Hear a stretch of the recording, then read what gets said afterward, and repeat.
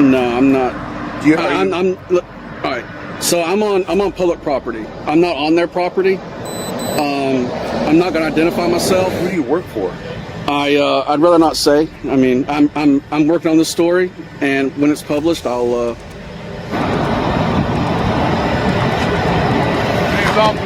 Sheriff's Office. Yes, sir. The reason why I'm here today is I got a call from, we got dispatched to this location because they were having some concerns about an individual that was taking some photographs of this plant. Yes, apparently sir. You had members of, or you had employees of this plant wanted to get some identification. Apparently you told them that you were with you're a reporter of some sort. Yeah, I was just out here getting some pictures of the plant. International Flavors and Fragrances. I mean, they make a lot of the flavors and fragrances that are in everyday products, perfumes, everyday drinks, and I just thought it was pretty interesting. Most people probably don't know that this is here or what they do. Right. So I was just doing a story on the plant and what they do, and I was trying to get some. Have you talked to anyone from the employees? No, I haven't talked to any. Well, the only person who came out, I talked to the Allied Security. He was the only one that came out. I haven't talked to anybody else, though. Okay, very good. Anyways, the other reason why we're here is because this is considered a secured site. It's associated with the Homeland Security. As a result of which, it's one of the reasons why I'm here to investigate what you're doing, just to see what's going on. And also because of the fact that this is associated with Homeland Security, that's the secondary reason why JSO is here contacting you. Okay. Do you have your ID? No, I don't. Do you have any form of identification? No, I'm not. Do you? All right. So I'm on public property. I'm not on their property. I'm not going to identify myself. I haven't done anything wrong. I'm on public property, taking pictures from a public space of anything I can see in public. Who do you work for? I'd rather not say. I mean, I'm working on this story, and when it's published, I'll y'all know. Okay. So you can't even tell me the name of the publication or the international or the internet magazine that you work for? No, sir. I mean, I don't see why I would need to.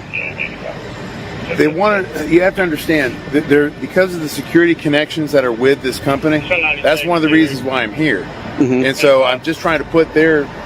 And I told him that, hey, I have no ill will, no ill intent. I'm not going to come on your property. I'm going to stay out here on the public right of way. I have no intent to interact with any of the people that work here. I just want to take my. The call came in just after morning concerns about someone photographing a secured industrial site. A lone reporter standing on public property, camera in hand, trying to capture the hidden world of everyday flavors and fragrances. Security was on edge, and soon law enforcement arrived, questioning motives, identity, and intentions. The reporter refused to identify himself, insisting he had done nothing wrong. Tension grew as rules were cited, some misapplied, and personal space invaded. Yeath remained calm, standing firm on his rights. Cameras rolled the confrontation, lingering, a quiet clash between authority and freedom of the press, reminding viewers how easily fear can masquerade as law. Video, my photos, and publish my story. Okay. But you don't you don't have any identification on you, or you don't want to show it to me? Nah, well, both. Well, because that's the problem in the state of Florida. Even on public ground, you have to walk. You have to have. I don't have to show it to you. I don't have to show you my ID. I've done nothing wrong. I'm not suspected of committed any crimes. Okay. 901.151 Florida State statute says I have to, in order for me to give you my identification, I have to have been committing a crime, have committed a crime, or about to commit a crime. I've done neither. But you do need identification on you, just in case something should happen to you. Right, I can give you my information if something happens. I don't have to have a state issue. Incapacitated? What would happen then?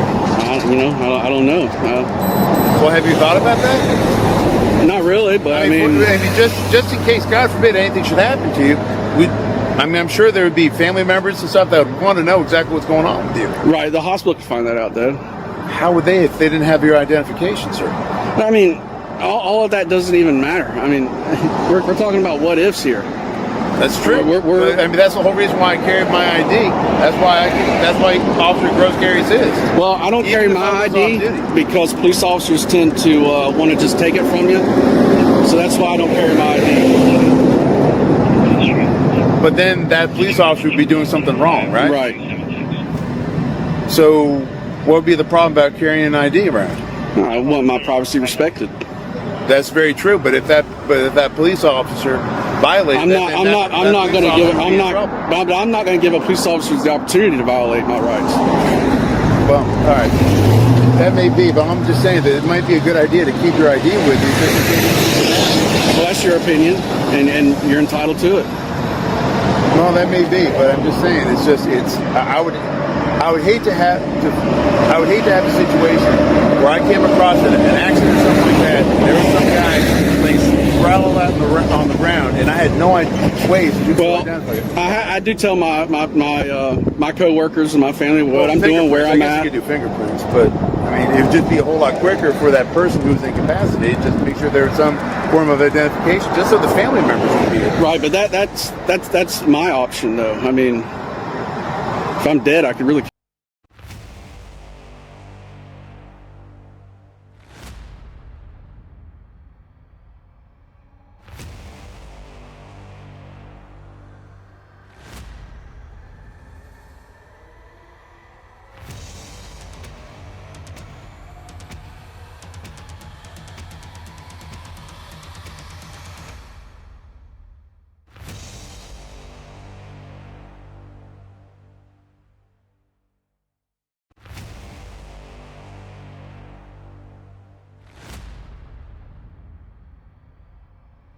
Eventually know where I'm at, what I'm doing. I mean, wouldn't you want your wife, or I would like to have my wife know exactly where I'm at if something should happen? They know exactly where I'm at, what I'm doing, how long I plan on being here, all of that. I'll call them when I'm done doing what I'm doing, and if they don't hear from me, then they can start calling generally they'll call the police department in the area, because usually it's look for if you don't have any identification. They can give a description of me.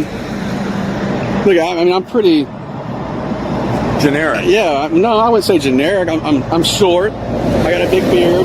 Your average height. I don't see. I mean, I'm not average. Look at me. I'm short, dude. Come on, man. Look at the average height is about 5'5" in this country. Well, okay, I guess I'm average then. I guess you're right then. I'm 5'5", so you got a good point there. Appreciate it. Not a problem. What's your name, badge number? My name is Officer Perfect, ID number 66783. Yes, sir. Would you like to have me write it down for you? No. And what's your name and badge number? Rose 80870. All right. I appreciate you guys being professional and courteous. Okay. Just to be a better idea if you had it. Yeah. Well, I mean, like I said, a lot of interactions that I have with police, if I do have my ID on me, they just go inside my pockets. Even if I consent to a frisk, which I don't have any weapons, nothing on me. I don't carry anything on me for that point except for my keys. That's the only thing I carry on me. But if I did carry on it, a lot of officers have overstepped their bounds, gone into my pockets, even me consenting to a pat down, not a search, which means you can't go into my pockets. They've gone into my pockets. Aware of what that is. I understand. I'm not saying you don't, but I'm saying other officers have gone into my pockets, taken my wallet out, and taken my ID out. So I've learned not to carry that. It's a shame. I know. I mean, it is a shame. Well, that it's come to that. I think it could. I don't think that would work in your advantage. That's the only thing in case something should happen. Right, but you're going to leave, and my privacy is still going to be respected. So I believe it has worked out in my favor. I know. It's just in that off chance if something incredibly tragic should happen. Yes, sir. The first responders would be able to at least notify your family members because they know exactly who they're dealing with. Right. And as a family man myself, and I don't know if you're one or not, I know that my family would definitely appreciate where to go to in case I should be found on the side of the road completely incapacitated because I can't speak for myself and I don't have any identification on me whatsoever other than my fingerprint. Right, God forbid if I get burned. Yeah, I understand. I understand where you're coming from. I just hope you understand where I'm coming from. Yeah, I don't, but I mean, I can understand your point of view. Right. I just don't agree with it. And you know what? That's a beautiful thing. We don't have to agree. Agreed. It is. But it's, I mean, at least put something in your shoe or something. I mean, I guess I could do that. Yeah. I mean, that's a fair point.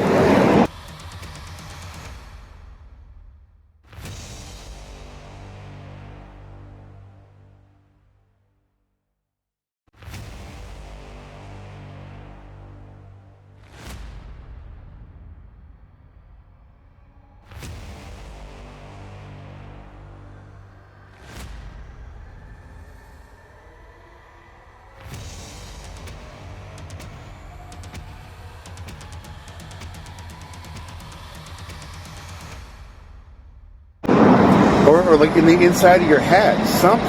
Yeah, I mean, you're right. I mean, in the military, I was in the military, and we carried things different places in my boots, right? Yes. Exactly. All right, and you know, even if you don't want to put your ID in your hat or something like that, just something, some sort of at least a name or something. Yeah, I can see that. You know what I'm saying? Yes, sir. Or at least a generic phone number. No one knows where it comes to, but if they call, they'll know it'll be a family member of someone that you trust. Yeah, you make valid points, and I will. I might think about doing that. Honestly, I mean, at least a phone number. That you make a valid point. I think just so someone could get the ball rolling to notify your family. Yes, sir. God forbid something like that. Yes, sir. Because that's the whole reason why we have those IDs. Right. For the purpose of identification, not necessarily because we're trying to get into people's businesses, so we know exactly who we're dealing with. Right. Right? But I mean, I just don't want my information out there, because what happens is, generally, if you give your information over, you guys will generate a report. My name will be on it. It'll go to y'all's fusion center. A report is going to be generated. Right. To an undescript white male. Right.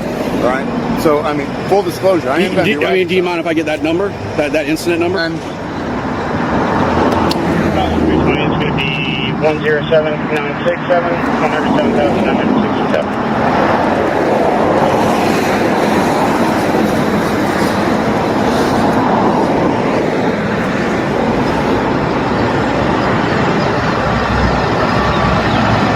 is JSO good enough, or do you want Jacksonville Sheriff's Office? No, that's fine. That's fine.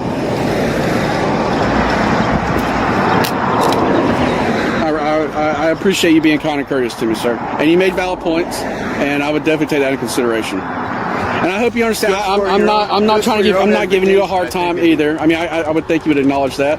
I'm not giving you a hard time. No. I'm being polite. I'm not hollering at you. And that's not my intentions or what I'm out here doing. I'm not picking up that vibe at all. Okay. But because I did come in contact with you in front of a chemical plant that is associated with Homeland Security is one of the major areas that we have to interact with. That's one of the reasons why I'm going to be writing a report. I understand. Right. You're doing what you should do. You're doing your job. And we are recording. Yes, sir. I'm recording Just like too. you are too. Yes, sir. Okay, so you understand where we're coming from. Yes, sir. All right, very good. Appreciate it. You have a good day. Y'all be safe. Take it easy. I appreciate y'all. Thank you.